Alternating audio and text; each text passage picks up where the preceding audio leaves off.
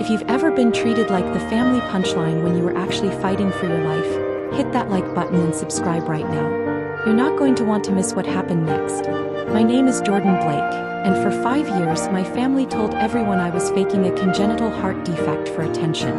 What they didn't know was that while they were mocking my imaginary illness, I'd built a $156 million medical technology company that manufactured the exact cardiac monitoring devices keeping me alive. And the cardiac surgeon they humiliated me in front of? He was my business partner, my best man, and he'd been documenting their abuse since the day he saved my life. But let me start from the beginning. I was born with a rare congenital heart defect, anomalous coronary artery from the pulmonary artery, or ALCAPA. Most babies born with it die in infancy. I survived because my body developed collateral circulation, creating alternative pathways for blood flow.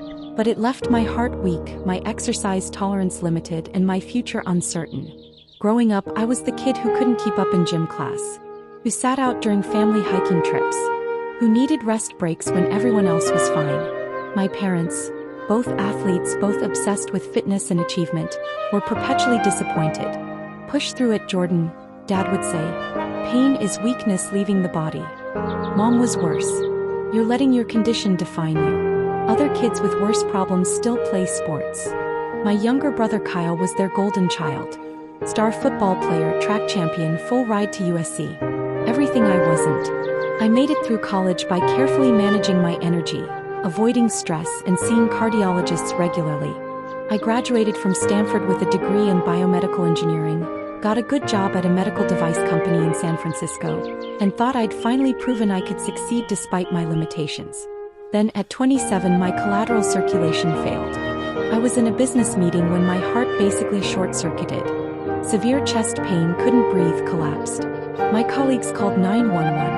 I woke up in UCSF Medical Center with Dr. Marcus Chin, chief of cardiac surgery, explaining that I'd had a critical ischemic event and needed emergency coronary artery bypass surgery. "Your heart's been compensating for 27 years, Dr. Chin explained, but the collateral pathways have degraded. Without surgery, you'll have another event within weeks. It will likely be fatal." I had the surgery. 5 bypasses. 18 hours in the OR. Dr. Chin literally rebuilt the blood supply to my heart. I called my parents from the cardiac ICU the day after surgery, still intubated, communicating through writing because I couldn't speak yet. Dad's response when he finally visited 3 days later? "Well, at least now you have a real excuse for being out of shape." Mom added, "The surgery's done. You should be fine now. No more dwelling on your heart." Kyle didn't visit at all. He texted, "Sucks bro, but I've got finals. Catch you when you're better." That should have been my warning. The surgery was successful, but recovery was brutal. I needed cardiac rehab, intensive monitoring, medication adjustments, lifestyle modifications. I had to quit my job. The stress levels were literally life-threatening for someone with my cardiac history. I moved back to Sacramento to recover near family. Catastrophic mistake.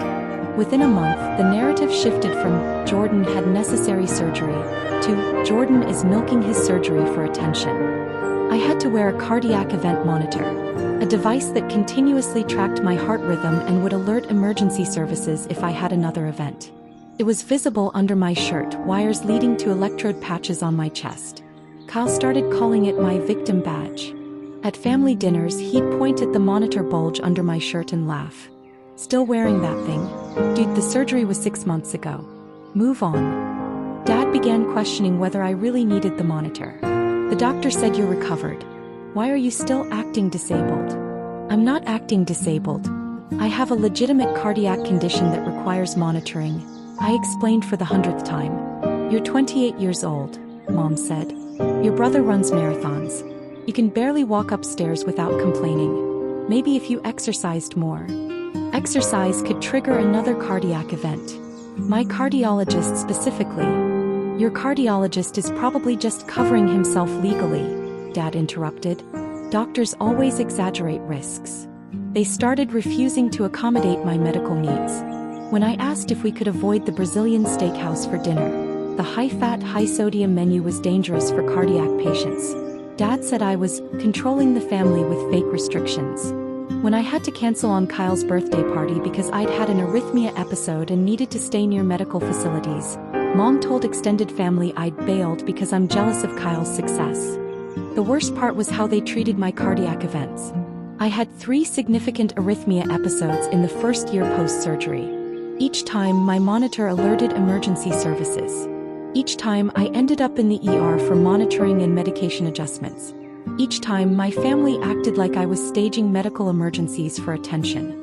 After the 3rd event, which happened at a family barbecue when Dad insisted I help move heavy furniture despite my protests, Mom actually said to me in the ear, "If you were really having heart problems, you'd be in worse shape. You're conscious and talking. This is anxiety, not cardiac." The ER cardiologist overheard. "Ma'am, your son's monitor recorded ventricular tachycardia lasting 43 seconds. That's a life-threatening arrhythmia. He's lucky he's conscious." Mom just rolled her eyes. That was 3 years ago. That's when I stopped telling them anything real about my life. What my family didn't know was that those ER visits and cardiac events taught me something crucial. Existing cardiac monitoring technology was inadequate. The monitor I wore was clunky, uncomfortable, obvious, and had a 15-second delay in emergency alerts. 15 seconds might not sound like much, but in ventricular tachycardia, 15 seconds can mean brain damage or death. I could design something better. During my recovery periods, the hours when I felt well enough to focus, I worked. I used my biomedical engineering background and my intimate knowledge as a cardiac patient to design a next-generation cardiac monitor. Smaller, more accurate, faster alert times, integrated with both emergency services and personal smartphones. I called it CardioGuard. I built a prototype using my savings and a small business loan. I tested it on myself. I was already being monitored constantly anyway. The device caught arrhythmias 3 seconds faster than traditional monitors. 3 seconds that could save lives. I reached out to Dr. Chin, the surgeon who'd saved my life. He was immediately interested. "Jordan, this is revolutionary," he said, examining my prototype. "The delay time in current monitors is one of the biggest challenges in cardiac event prevention. If you can reliably cut that to 3 seconds, you'll change cardiac care." Dr. Chin became my mentor, my medical advisor, and eventually my business partner. He helped me navigate FDA approval processes, connected me with investors interested in cardiac technology, and introduced me to other cardiac patients willing to test CardioGuard. He also started documenting something else: my family's medical abuse. "Jordan, the stress they're putting you under is dangerous," Dr. Chin said during one of my follow-up appointments, 6 months into development. "Psychological stress is a major trigger for cardiac events in post-surgical patients. I've reviewed your event monitor data. All 3 of your significant arrhythmias occurred during or immediately after family interactions." He showed me the data. My heart rate would spike during family dinners. My rhythm would destabilize when my parents called. The barbecue incident where Dad made me move furniture? My monitor had recorded dangerous heart rhythms for 2 hours afterward. "This isn't just family conflict," Dr. Chin continued. "This is medical neglect.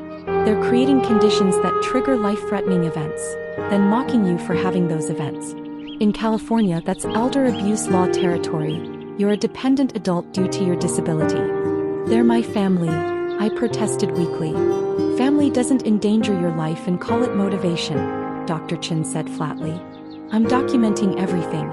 If they ever push this too far, you'll have evidence." Meanwhile, CardioGuard was succeeding beyond my projections. Clinical trials showed 47% reduction in cardiac event fatalities among users, almost entirely due to faster emergency response times. We received FDA approval within 18 months. Within 2 years, we had contracts with 12 major hospital systems. I hired a team of 8 employees, several of whom were cardiac patients themselves. I structured the company to allow flexible work schedules around medical needs.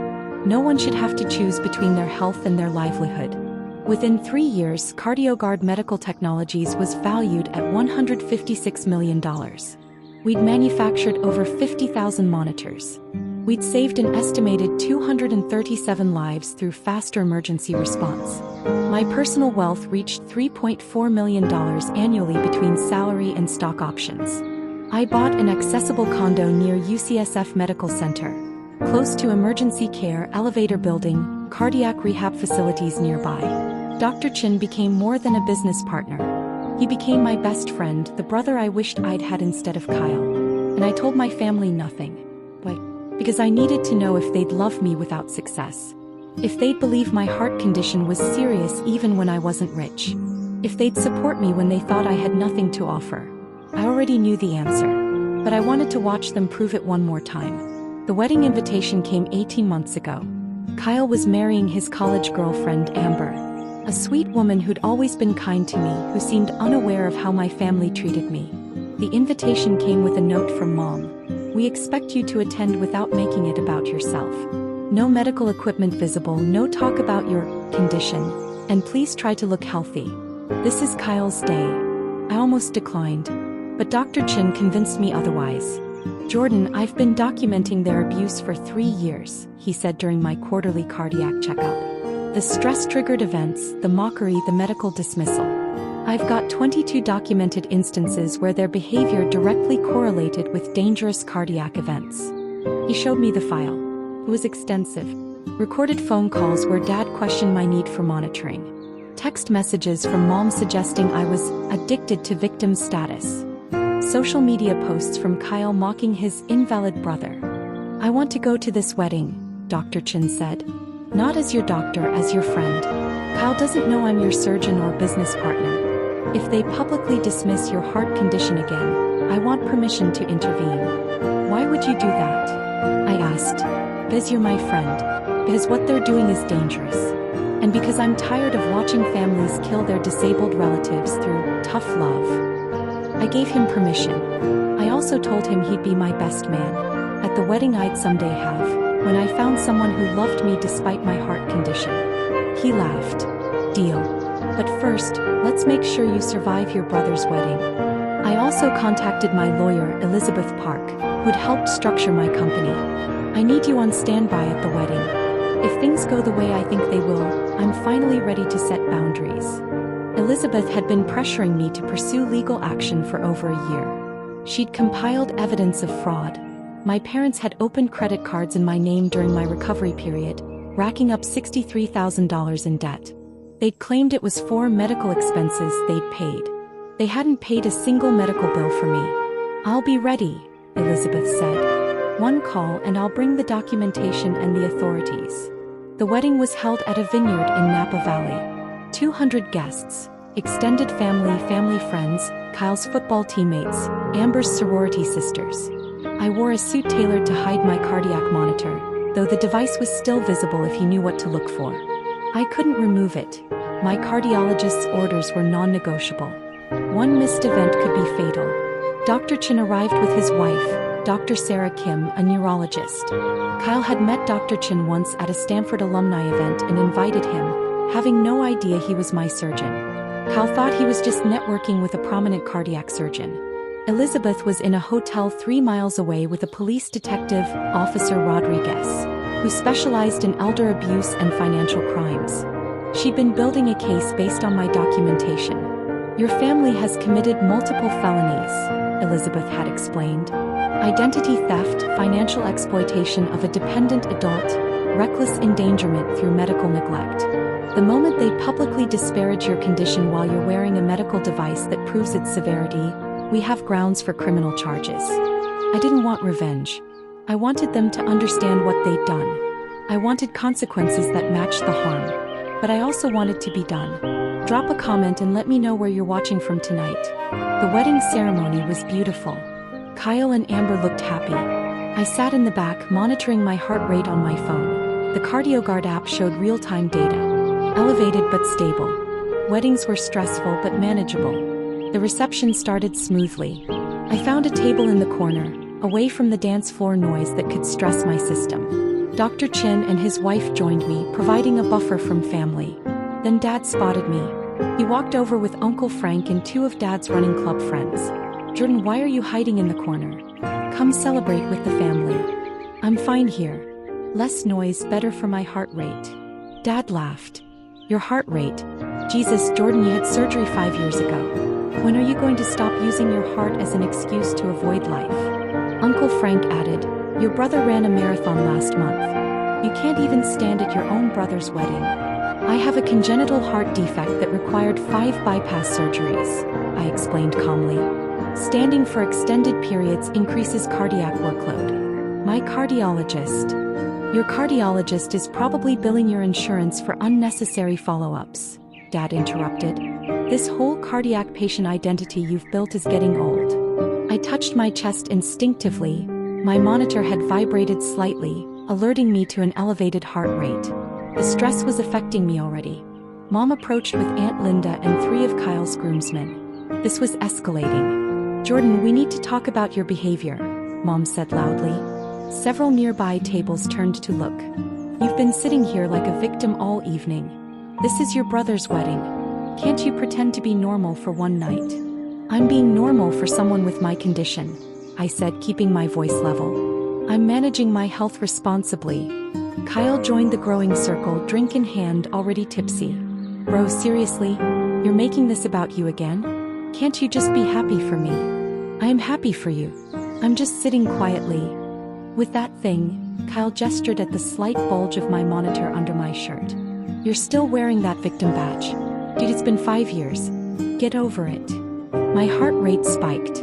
My phone buzzed. CardioGuard alert. Elevated heart rate detected. Stress response noted. Consider removing yourself from stressor. I stood up to leave. Dr. Chin stood too, ready to escort me out. But Dad blocked my path. No. You don't get to make a dramatic exit and ruin Kyle's reception, Dad said. You're going to stay here and explain to everyone why you're still pretending to be sick. I'm not pretending. Then Dad did it. He turned to face the entire reception, raising his voice over the music. Everyone, can I have your attention? The DJ cut the music. 200 people turned to look. I want to address something that's been a problem in our family for years, Dad announced. My son Jordan has been claiming to have a serious heart condition. He had surgery 5 years ago, which was successful, but he's been using that surgery as an excuse to avoid work, to get attention, and to make everything about himself. My heart was pounding. My monitor vibrated again, warning pattern detected. He's lying about his heart, Dad continued, pointing at me. Pure manipulation. He's not disabled. He's lazy. Mom nodded enthusiastically. Jordan's problem is psychological, not cardiac. He's addicted to the sick role. He needs therapy, not coddling. Kyle laughed.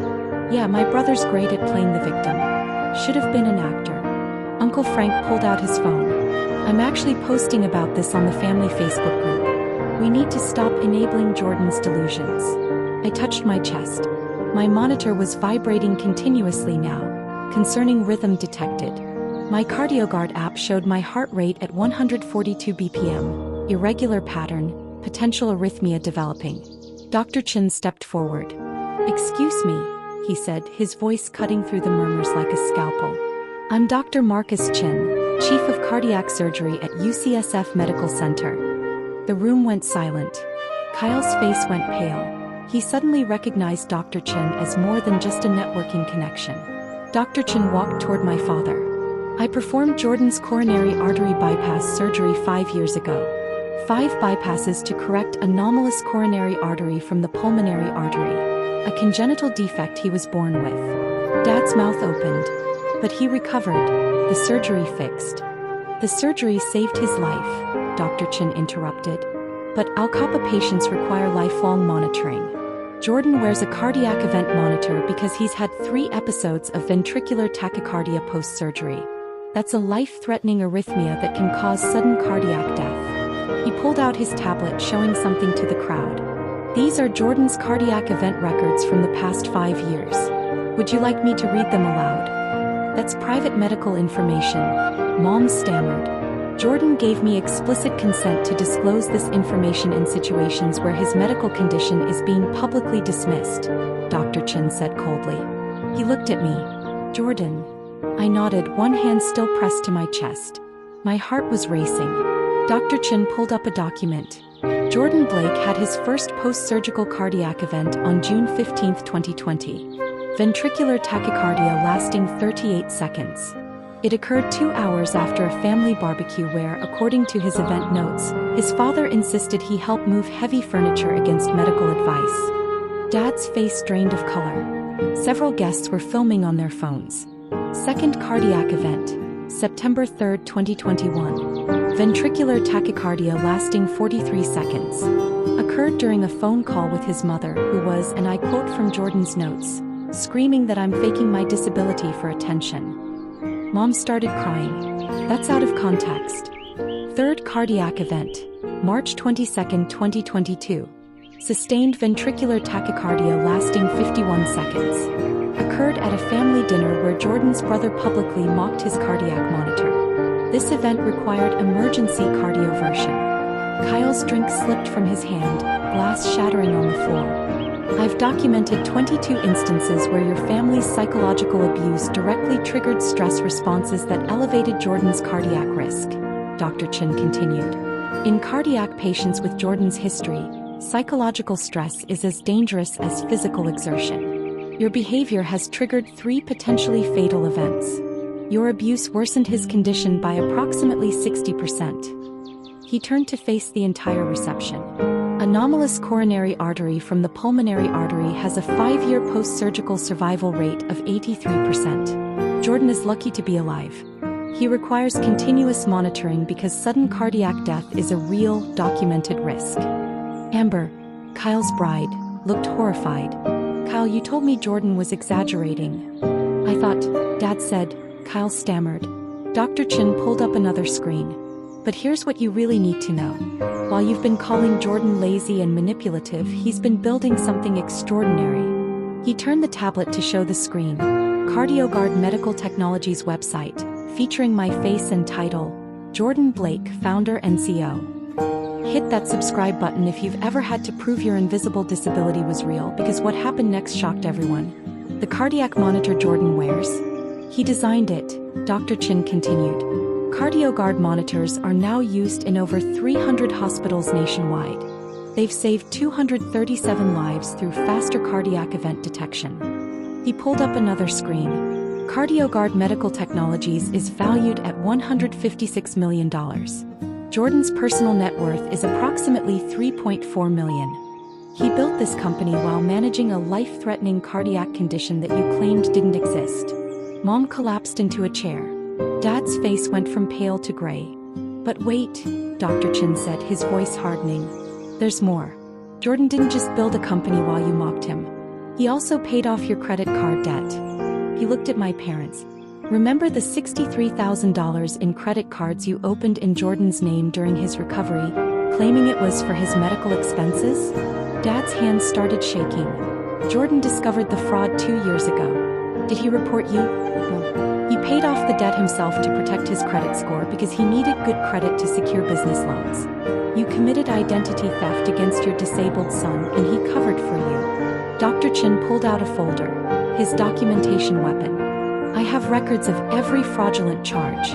Every text message where you dismissed his cardiac events. Every social media post where Kyle mocked his brother's disability. Every phone call where you questioned his need for monitoring. He turned to my parents. California Penal Code 368, Elder and Dependent Adult Abuse. Jordan qualifies as a dependent adult due to his cardiac disability. You've committed financial exploitation, physical abuse through medical neglect, and psychological abuse. These are felonies. Uncle Frank tried to slip away. Dr. Chin called after him. Frank Blake, you've posted on social media 37 times about Jordan faking disability. That's defamation and disability discrimination. California law allows civil action. My phone buzzed insistently. CardioGuard alert. Arrhythmia detected. Emergency services notified. Remain calm. Dr. Chin saw my screen. His face shifted from righteous anger to medical concern. Jordan, sit down. Now. I sat, my vision swimming. My heart was doing something wrong. I could feel it, that distinctive fluttering sensation I'd learned to recognize as ventricular tachycardia. Dr. Chin was beside me instantly, checking my pulse. Sustained VTach. Conscious but compromised. Sarah, call it in. His wife was already on the phone. This is Dr. Sarah Kim. We need paramedics at Meadowlark Vineyard, main reception hall. Cardiac patient in ventricular tachycardia. Conscious, monitor confirmed. Patient has Alcapa surgical history. The room erupted in chaos. Guests started backing away. Some were filming. Others were crying. My father stood frozen, watching his son having a cardiac event he just claimed was fake. Paramedics arrived within 4 minutes.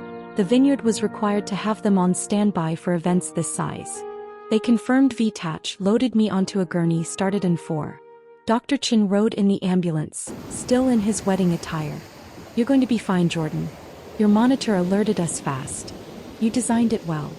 Through the ambulance window, I saw my family standing in the vineyard parking lot. Mom was sobbing. Dad looked like he'd aged 10 years. Kyle was arguing with Amber, who was clearly furious. I heard Dr. Chin on the phone. "Elizabeth? It's Marcus. It happened. Jordan's stable, but we're transporting to UCSF."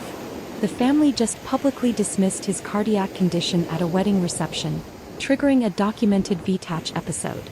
Time to make the calls. I was in the cardiac unit for 36 hours. The VTACH was controlled with medication adjustments. Dr. Chin stayed the entire first night, partly as my doctor, partly as my friend. "That was the most dramatic best man speech I've never given," he joked when I was stable enough to laugh. While I was hospitalized, Elizabeth moved forward with everything. Within 24 hours, my parents were formally questioned about identity theft and dependent adult abuse. Officer Rodriguez had been waiting for exactly this scenario, a public incident where their abuse directly caused medical harm. Dad was arrested at his home. The charges: identity theft, felony; financial exploitation of a dependent adult, felony; reckless endangerment, misdemeanor. Bail set at $50,000. Mom was charged as an accessory. Financial exploitation, psychological abuse of a dependent adult. Bail set at $25,000. Kyle wasn't charged criminally, but he received a cease and desist order for defamation and disability discrimination. His social media posts mocking my cardiac condition were compiled as evidence for civil proceedings. Within 48 hours, the story hit regional news. Family triggers son's cardiac event after publicly claiming heart condition was fake. Victim is multimillionaire medical tech CEO. The news footage included wedding guest testimony. Amber's maid of honor gave an interview. I watched Jordan's father publicly humiliate his son, claiming he was faking a heart condition.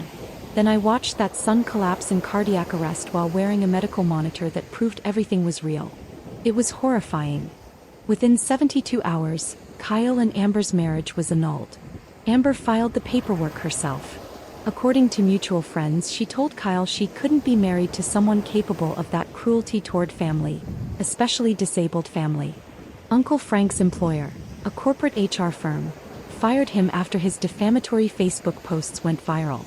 Disability discrimination by an HR professional is terminally incompatible with our values, their statement read. Within 1 week, my parents' house went into emergency sale. The legal fees, bail, and restitution demands exceeded their savings. The house I'd grown up in sold at a 20% loss within 3 weeks.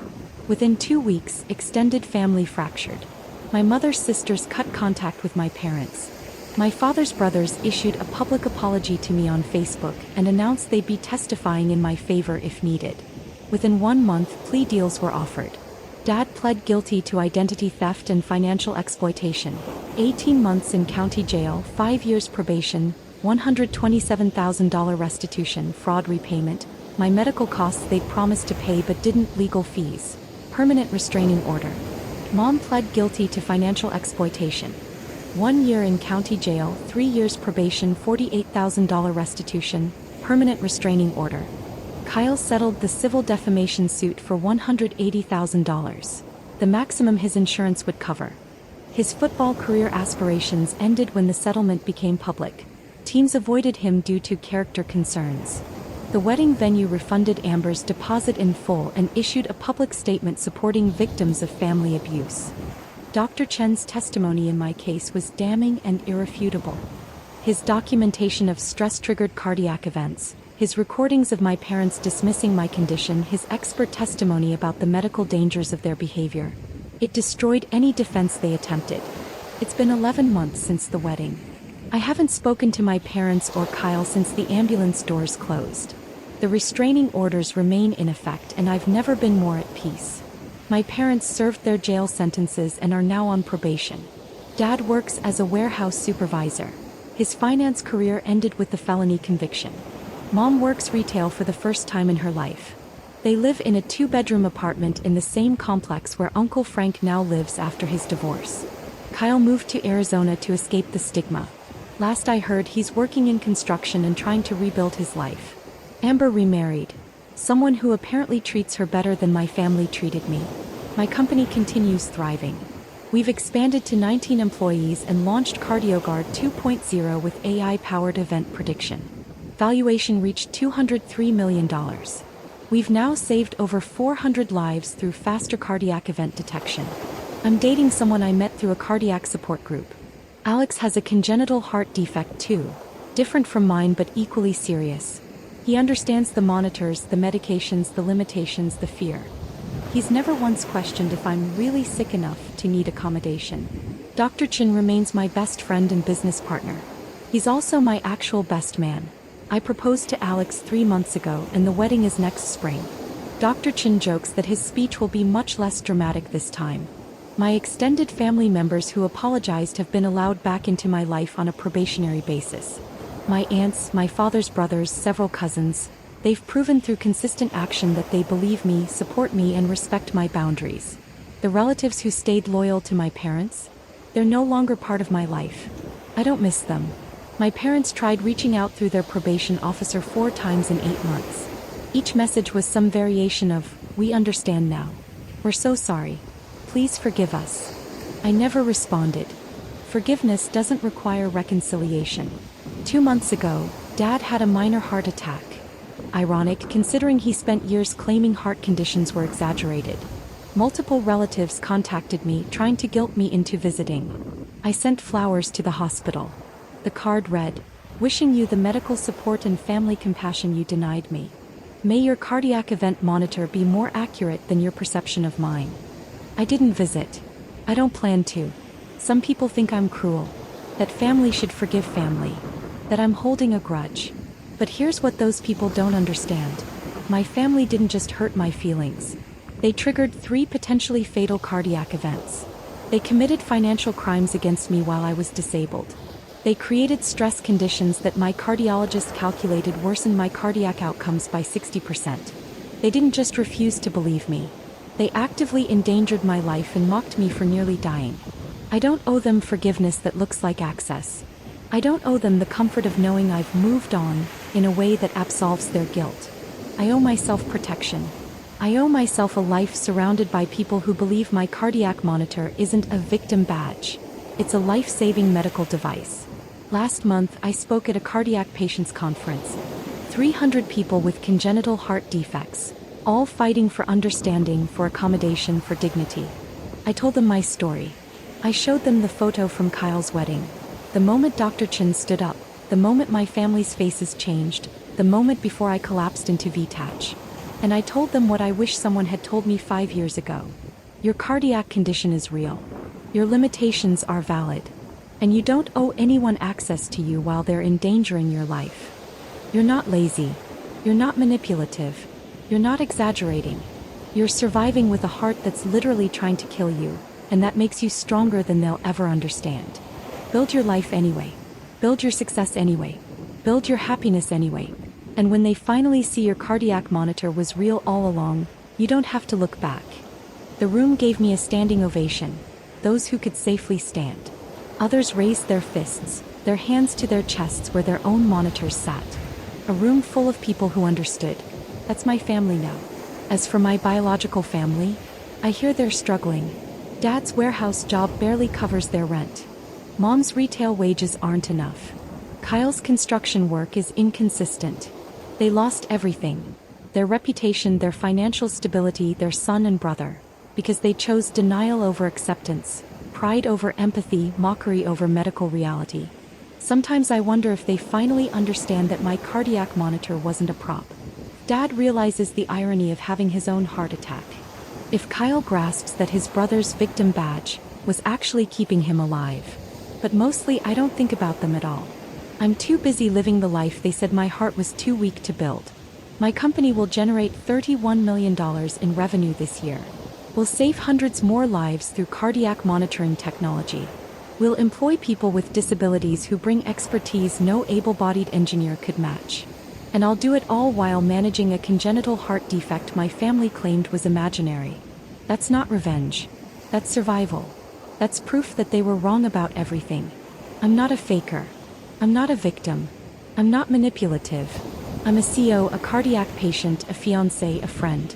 I'm a person with Al Kappa who built something extraordinary despite everyone saying my heart wasn't strong enough.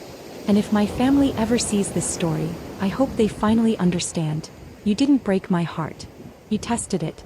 And my heart, though damaged, though monitored, though one beat away from failure, was strong enough to survive you and build something you never believed possible.